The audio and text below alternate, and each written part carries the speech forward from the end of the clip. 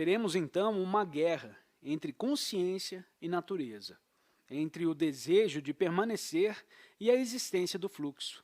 Essa guerra pode ser completamente fútil e frustrante, um círculo vicioso, porque é um conflito entre duas partes da mesma coisa. Necessariamente, acaba em pensamento e ação, em círculos que vão a lugar nenhum, cada vez mais rápido. Pois quando não conseguimos ver que nossa vida é mudança, nos colocamos contra nós mesmos e acabamos como o Ouroboros, a cobra confusa que tenta comer o próprio rabo. O Ouroboros é o símbolo perene de todos os ciclos viciosos, de todas as tentativas de partir o ser e fazer com que uma parte domine a outra. Por mais que lutemos, consertar nunca vai fazer com que a mudança seja compreensível. O único jeito de entender a mudança é mergulhar nela, mover-se com ela e entrar na dança.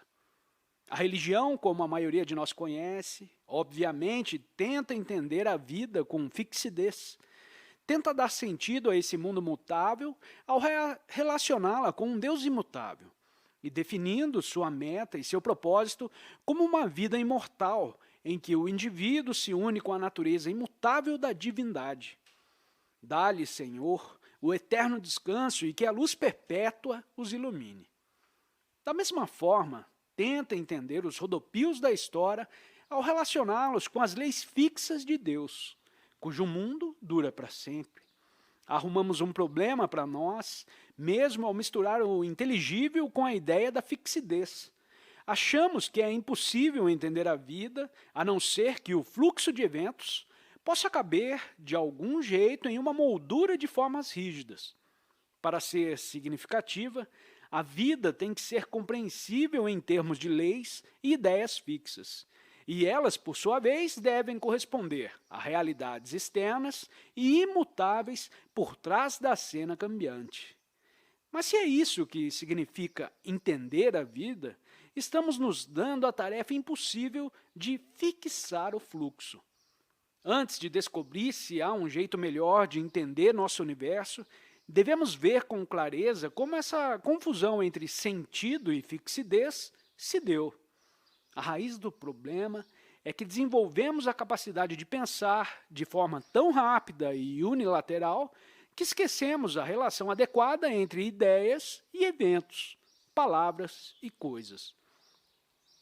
O pensamento consciente criou um mundo próprio, e quando esse mundo entra em conflito com o mundo real, temos a sensação de grande discordância entre eu, o pensador consciente, e a natureza.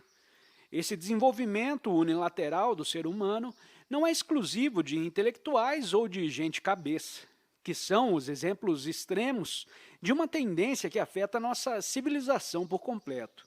O que esquecemos é que pensamos e palavras são convenções, e que é fatal levar convenções a sério demais. Convenções são conveniências sociais, como, por exemplo, o dinheiro. O dinheiro acabou com as demais. Confundi-lo com... O dinheiro acabou com as inconveniências do escambo. Mas é absurdo levar o dinheiro a sério demais. Confundi-lo com riqueza de verdade.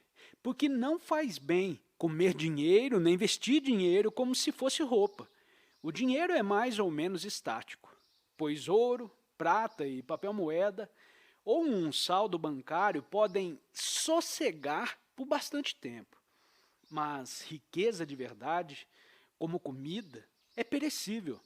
Dessa forma, uma comunidade pode possuir todo o ouro do mundo, mas se não cuidar da colheita, vai passar fome.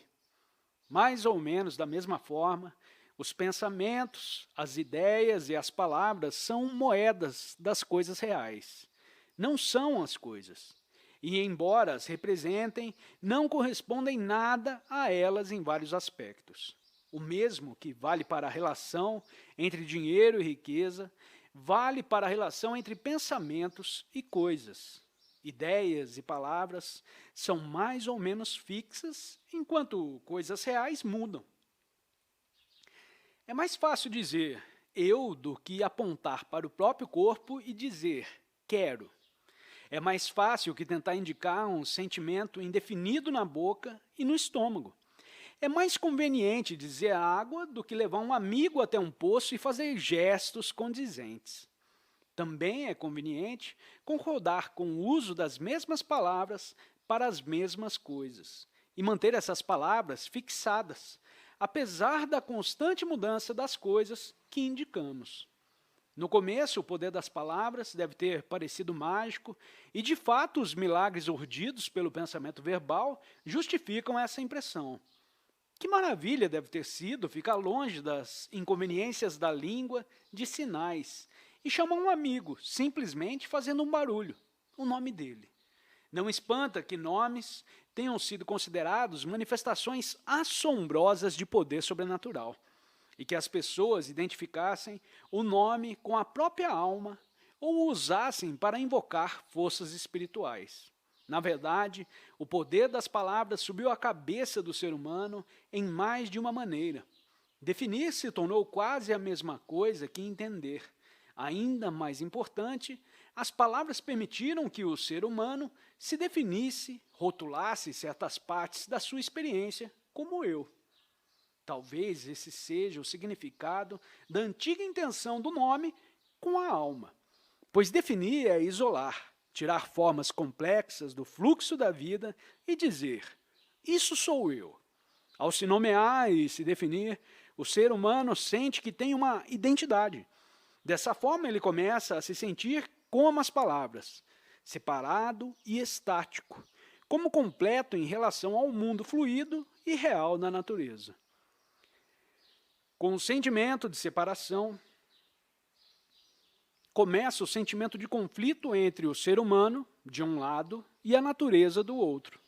Linguagem e pensamento se envolvem no conflito. E a mágica que faz com que possa chamar alguém, nomeando, passa a ser aplicada ao universo. Esses poderes são nomeados, personificados e invocados na mitologia e na religião. Os processos naturais se tornam inteligíveis porque todos os processos regulares, como a rotação das estrelas e as estações do ano, podem ser encaixados em palavras e atributos à atividade dos deuses ou de Deus, a palavra eterna.